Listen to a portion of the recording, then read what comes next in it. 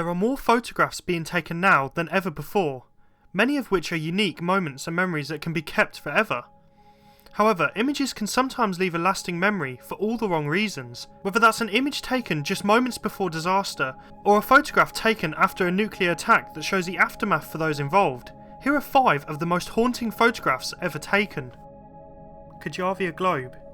On the afternoon of the 11th of December 2015, Kajavia Globe, a 24-year-old woman, was last seen by her aunt near 7 Mile and Telegraph in Detroit, Michigan. Missing work the next day was very out of character, and her family began to worry.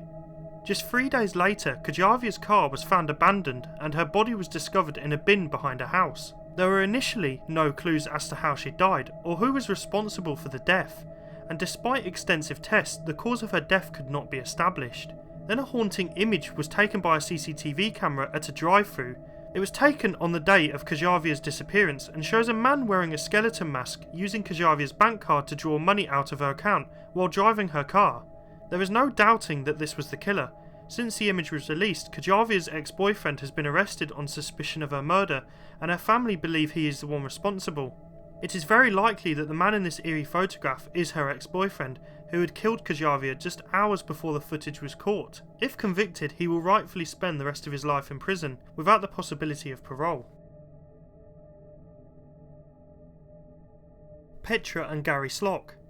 This photo of a mother and her son seems like nothing more than a regular selfie, but when you hear the story that goes with it, it's truly tragic. It was taken on the 17th of July 2014, whilst on board Malaysia Airlines flight MH17. Gary Slock, aged 15, and his mother Petra had just boarded the flight from Amsterdam on their way to a holiday in Malaysia. Just 3 hours after this photo was taken, the Boeing 777 was taken out of the sky as it flew over eastern Ukraine, killing all 298 passengers and crew, including 80 children. There was a thorough investigation into how the crash happened, and the official report is that it was hit by a missile, causing it to break up in mid-air. The missile was apparently shot by pro-Russian rebels, who had used a surface-to-air missile system that had been acquired. It's unsure why this particular plane was targeted, but since 3 other commercial airlines were flying in the area, it seems it was just bad luck that the rebels chose to shot at this one. Although it is sad that this photo was the last photo of these 2 people, it is also beautiful that their family have one last photo of them together.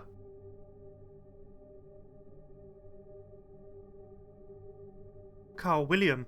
In 2007, Australian drug trafficker and murderer Carl Williams was sentenced to life in prison with a non-parole period of 35 years. He was convicted for his part in the Melbourne gangland killings, where he ordered the death of rival gang members. While being held in Australia's maximum security Bourne prison in Victoria, Williams assisted police by giving information on many unsolved gangland crimes, but mainly to help capture notorious criminal Rocco Arico. Carl was sharing a cell with one of Arico's accomplices, and word quickly got around that Carl's assistance with the authorities.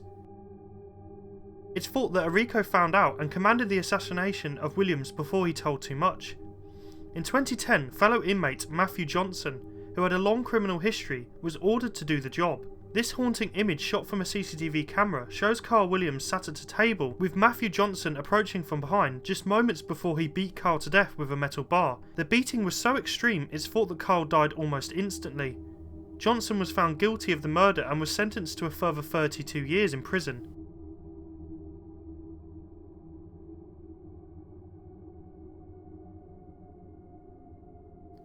The Hiroshima Shadows.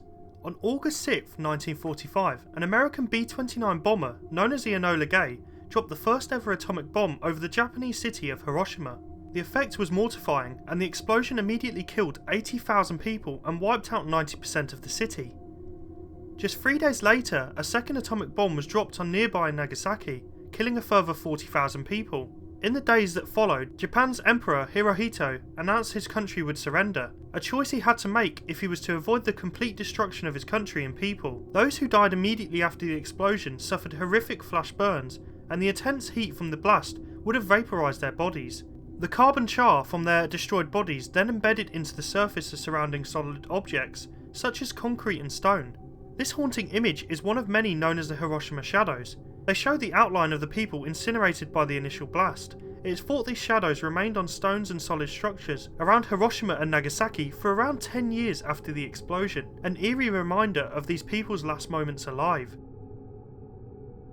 Candyman. The following photograph is thought to be connected to the serial killer nicknamed the Candyman. His real name was Dean Corll, and he lured his victims with sweets. Dean, along with two other boys, 14-year-old Elmer Wayne Henley and 15-year-old David Brooks, abducted, raped, tortured and murdered at least 28 young men and boys in Houston, Texas over a 3-year period from 1970 to 1973. The killings came to an abrupt end when Henley shot Dean during a heated argument, subsequently killing him. Henley told police that Dean had been paying him and Brooks around $200 to lure young boys to his house, where he would then torture and murder them. Henley also talked about the sadistic killings and even led police to various burial sites where a total of 28 bodies were recovered. Fast forward many years later to 2012, and filmmaker Josh Vargas was researching for a documentary on the Candyman. After interviewing Henley's mother, she revealed that after her son was convicted, she was so horrified at his involvement with the crime, she boxed up all of his belongings and dumped them in the abandoned school bus in a field. They stayed there untouched for 40 years, until Josh rummaged through them, and to his horror, he found Polaroids of Corll's toolbox and torture implements, along with this photograph of a young boy in handcuffs. After further investigation, including speaking to Henley in prison, it was established that it was not any of the known victims, and could be the Candyman's 29th unnamed victim.